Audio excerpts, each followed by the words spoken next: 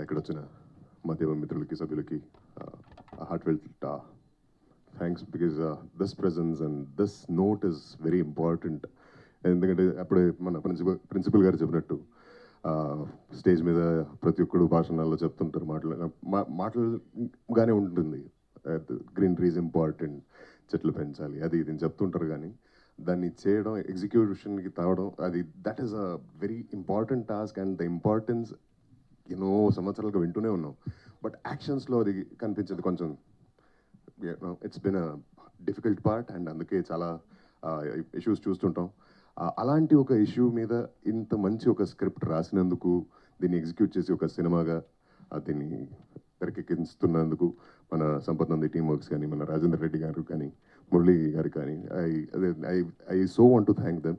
As an actor ఎప్పుడు మనకి మంచి మంచి రోల్స్ ఎదురు చూస్తుంటాం.